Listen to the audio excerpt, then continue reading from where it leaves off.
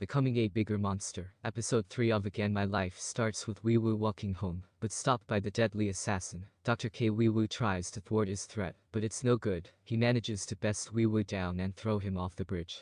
As a white truck approaches, Wee Woo awakens. It was all a bad dream. Off the back of this, Wee Woo remains determined to get a head start on his fighting. His trainer is a man named Seung Jae, and he decides to head in and spar with him, proving his worth. He's the best martial arts teacher in Korea, and Wee Woo manages to impress him enough to get lessons for free. Meanwhile, Jae Rai is not able to attend college because of her family. Her father's health is not good. Jae Rai receives a message that night, informing her that her father has collapsed.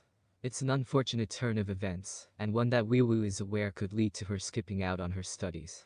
In order to try and help out Jae Rai, and simultaneously hammer a blow to Tae Seob, Wee Woo deliberates over how he can win a few auctions for apartments.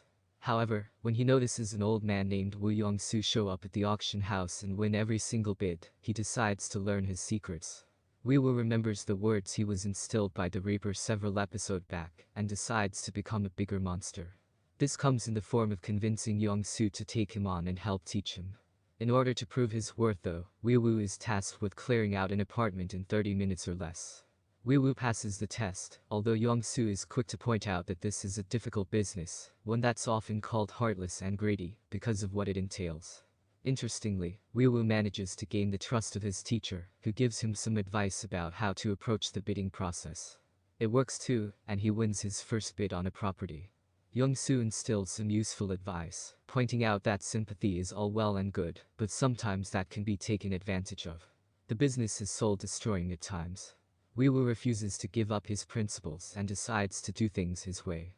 Unfortunately, trouble is brewing as Tae Seob's men decide to try and squeeze Young-soo's assets out, leaving him with just a house, and snatching up the properties he has from under him. However, for now there's a critical announcement from Dad.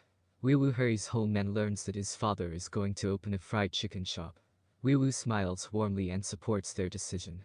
Elsewhere, Hanmi studies hard and is helped by Wee Woo, who spends some of his free time trying to help her out.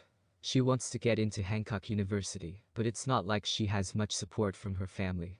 Her stepbrother calls her pathetic, while her father simply gives her an envelope for allowance. And who should her dad be? Seok-hoon. Small world and all that.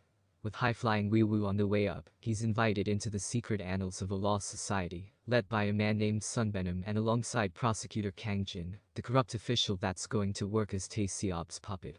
Wee Woo decides to accept, giving him access to information he didn't have beforehand. With this established, Sun Benham lets them know about a secret brewing involving DH money. Now, the CEO of that place happens to be a man named Park Dae-ho, who manages Tae Seob's funds.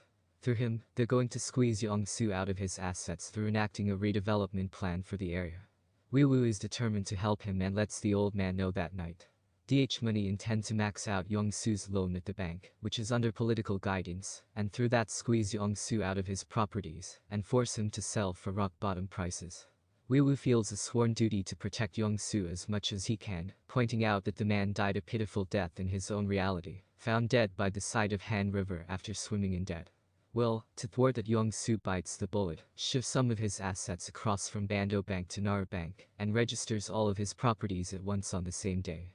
When news of this spreads across to DH Money, Tae Seob is annoyed, but points out that with the properties now belonging to multiple people instead of one, their plan hasn't changed all that much. Still, Wee Woo has managed to save the life of one person, and in the process he points out that crazy, wild look in Wee Woo's eyes. Young-soo warns him not to get too crazy, or it will consume his life. Young-soo also points out how lucky he has managed to make it out of this in one piece, and not with mountains of debt. It's almost like the heavens willed it. With Congressman Jo Tae Seob about to give a speech at the college, Wee Woo shows up, determined to find out what nonsense he's going to speak.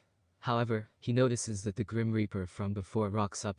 Again My Life has been a really solid drama so far, and the story is certainly taking its time, fleshing out the world around these characters, and helping to show Wee Woo in a different light, patient and more methodical than before. Seeing him become a bigger monster, so to speak, meddling in the real estate game, is a nice touch, and certainly the way to go to take out Tae Seob, and how much influence this man has. There are definitely echoes of Idol in class here, with this depiction of an underdog rising up and grinding it out to thwart their threat, but so far there's not a lot of filler here. It's mostly revolving around Wee Woo working to establish a solid foundation to work with, so when he does pounce on Tae Seob, he's unlikely to end up dead like before. The fake-out death scene at the start of the episode is a little cheesy, especially the overused surprise, "it's just a dream" trope, but it at least helps to show what Wee Woo is up against.